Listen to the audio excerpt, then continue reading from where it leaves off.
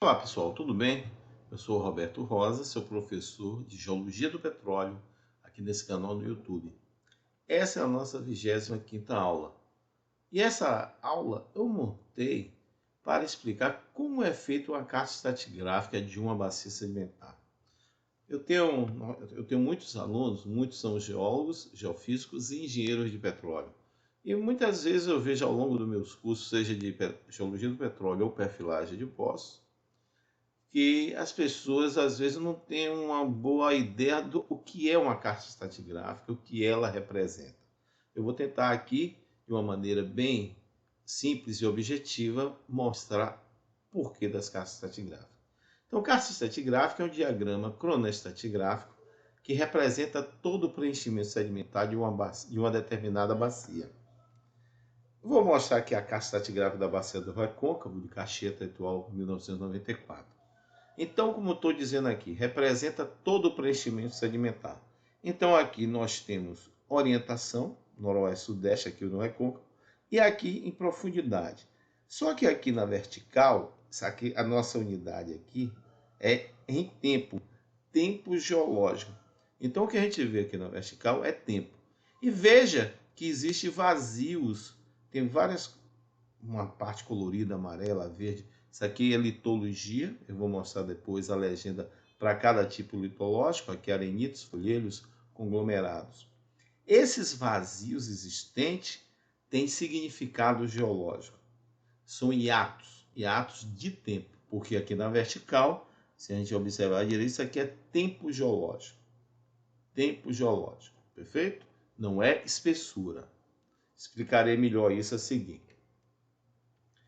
Bem, eu estou grifando essas duas partes aqui dessa carta estratigráfica de 1994, porque logo em 2007, nas versões mais novas, a carta ficou dessa forma, ela foi dividida, toda a parte de texto com a parte evolução da bacia, as formações, os nomes, os tipos de ambientes deposicionais estão de um lado, enquanto a parte litológica ficou à direita. Observe, essa aqui é bem mais simples e ela foi subdividida em duas partes, onde essa primeira parte e outra estão juntas e esse miolo ficou ao lado. Para quem ainda não tem noção sobre essas cores, tem aqui um quadro de litologia mostrando o que significa cada uma dessas cores, qual o tipo de rocha. Perfeito? Bom, como é construída a carta estratigráfica? Vamos explicar como. Eu preciso de dados. Dados de quê? De rocha. Então, nós precisamos de afloramentos. Então, aqui tem um afloramento, onde nós temos aqui rochas sedimentares, e essas rochas sedimentares são datadas. Claro que a rocha que está mais na base aqui é mais velha que está aqui em cima. Então, eu tenho afloramentos, amostra de calha. Muito importante. Porque a maior parte, quem trabalha com petróleo, a gente fura poços para descobrir petróleo ou para desenvolver campos de petróleo. Então, durante a perfuração são coletadas amostras de calha. Essas amostras de calha são descritas e podem ser datadas. Também são tirados testemunhos nesses poços, lembrando que não é o mais comum. O comum é a amostra de calha. É a broca que tritura a rocha e o cascalho vem à superfície. Chamamos de amostra de calha. Testemunhos eventualmente. Perfis. Todos os poços são perfilados. Então, isso ajuda na correlação para a gente entender quais são as camadas. A sísmica da bacia também ajuda na montagem de uma carta estratigráfica. E a datação das rochas. As cartas estratigráficas, como eu falei no eixo vertical, é baseado em idade das rochas. Então, a gente precisa datar essas rochas. Uma carta estratigráfica para uma bacia nova, por exemplo, eu vou começar a furar numa bacia que não tem nenhum poço, eu só tenho afloramentos. Então, à medida que eu vou furando os poços, eu vou construindo a minha carta estratigráfica. Agora imagine que essa mesma bacia, como é o caso do Recôncavo, já está sendo explorada há mais de 50, 70 anos. Essas cartas estratigráficas podem ser revistas, como foi o que eu mostrei no início para a bacia do Recôncavo. Então eu tenho uma amostra de calha, que eu comentei, que é obtido em todos os poços perfurados, testemunhos eventualmente, e eu posso, a partir dos poços perfurados e dos perfis, fazer correlações.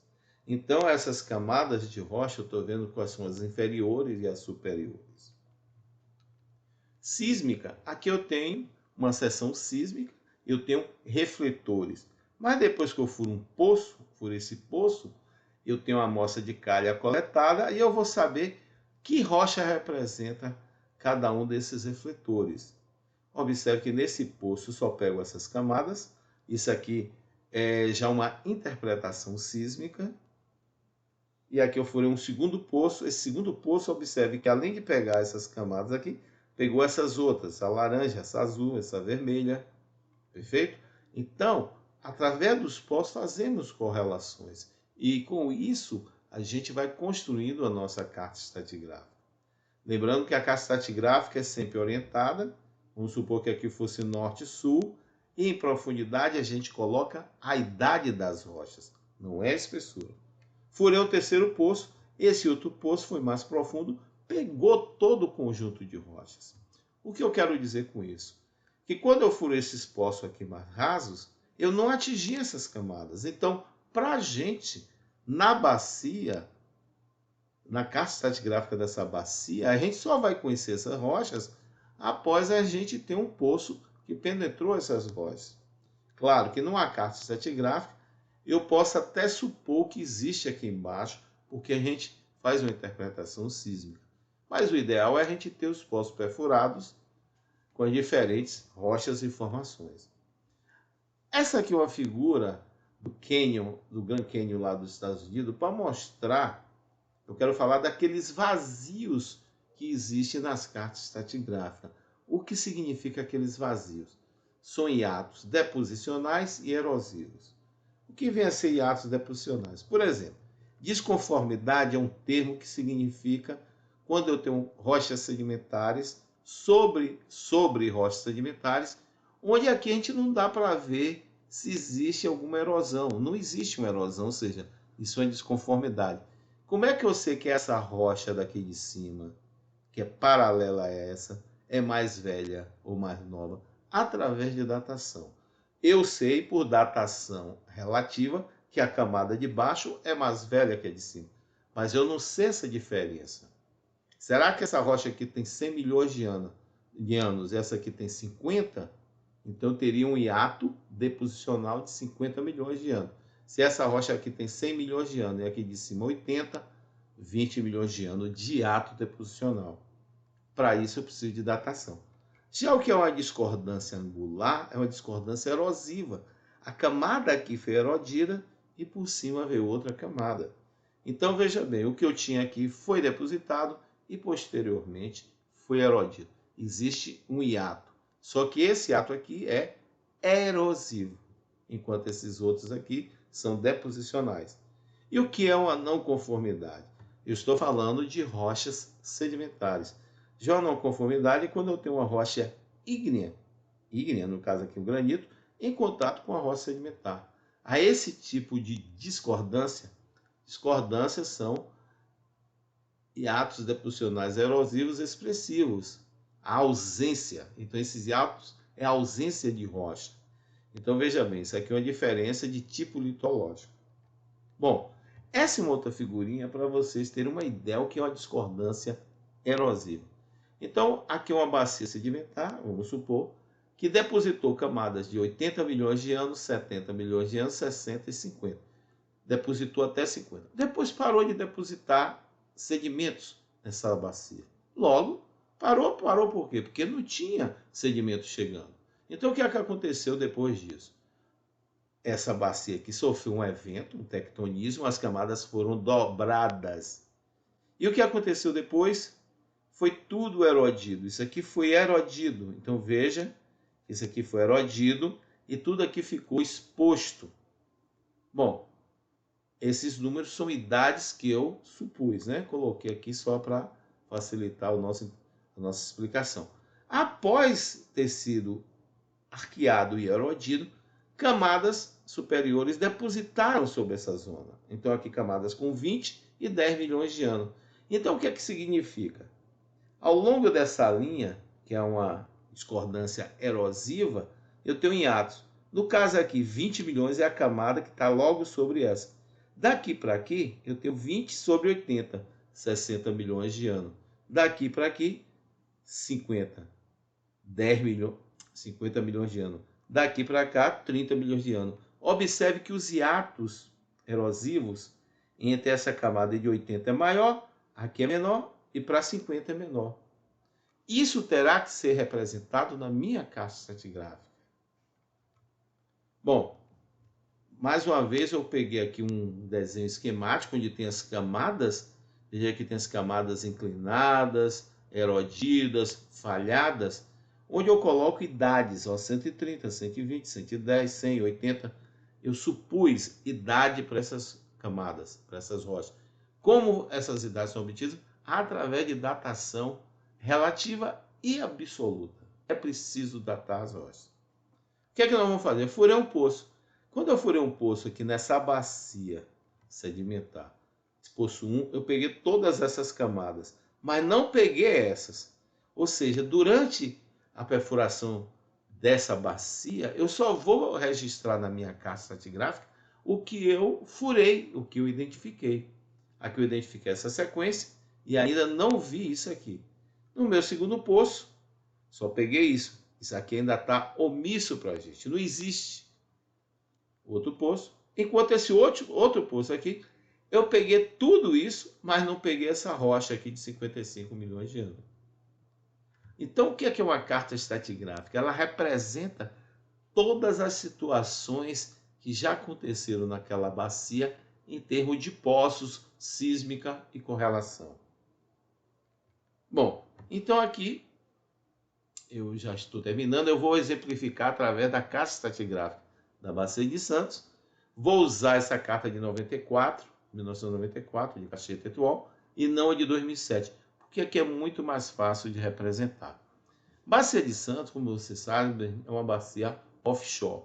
Então a orientação dela vai ser de costa, da linha de costa, a águas profundas. E aqui na vertical, isso aqui é tempo geológico. Aqui, ó, tempo geológico em milhões de anos, aqui as idades.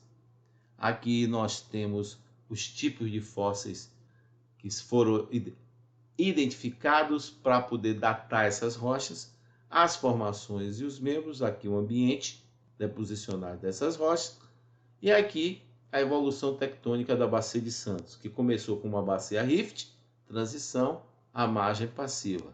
Bom, nessa minha aula aqui, eu não vou entrar no mérito de tipo de bacia, tipo de ambientes deposicionais, etc.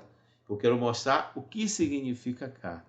Então, quando eu furo um poço aqui na bacia, essa carta aqui foi montada com centenas de poços perfurados na Bacia de Santos.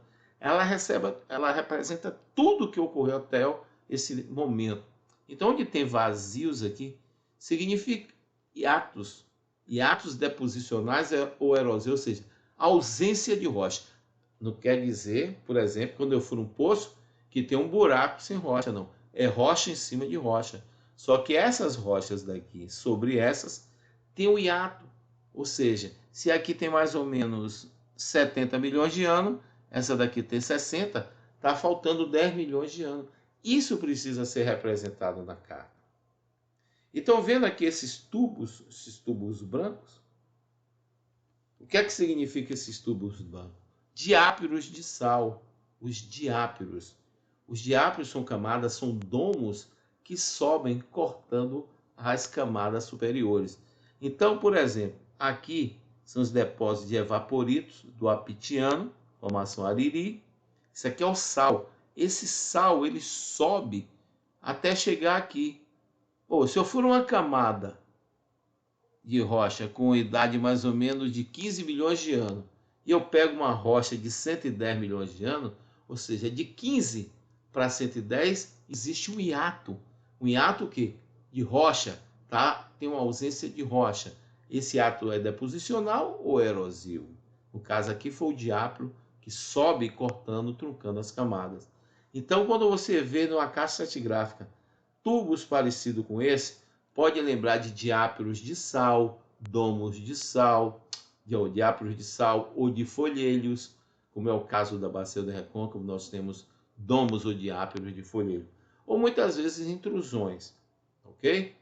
Então, essa aula bem rápida é para dar uma ideia de como é construída a carta estratigráfica. Então, só relembrando, é baseado em dados de poços, amostra de calha, testemunho, afloramento. Não é o caso da Bacia de Santos, que na Bacia de Santos ela é offshore, não tem afloramentos. Mas quando a bacia é terrestre, Bacia do Paraná, eu tenho um afloramento e tenho poços. E lembre que cada vez que aquela bacia vai sendo mais perfurada, a cada 10, 20 anos, essa carta estratigráfica pode ser melhorada. Porque poços tem mais poços perfurados, ou seja, mais dados coletados. Bom, eu espero que vocês tenham gostado dessa aula, uma aula simples para dar uma noção sobre como é feita uma carta estratigráfica. Espero ter sido bem claro. Caso não seja inscrito no nosso canal, se inscreva em Geologia do Petróleo por Roberto Rosa. Dê um like, né? Um like ajuda muito a gente, né? E siga a gente aqui no Instagram, Geologia Perfilagem R. Rosa. E meu e-mail é rrosapetroleo@gmail.com. Lembro a vocês que eu tenho um curso de extensão Perfilagem de Poços. Um curso de extensão. Então, geólogos, geofísicos e engenheiros de petróleo que estejam na graduação ou já formados fazendo mestrado, esse meu curso vai acontecer no mês de março agora de 2023. Essa é será a minha 7ª turma do curso de Perfilagem de Poços. Caso tenha algum interesse, entre em contato no meu e-mail, não é? Que eu estarei disponibilizando todas as informações. Agradeço com a presença de vocês e até lá.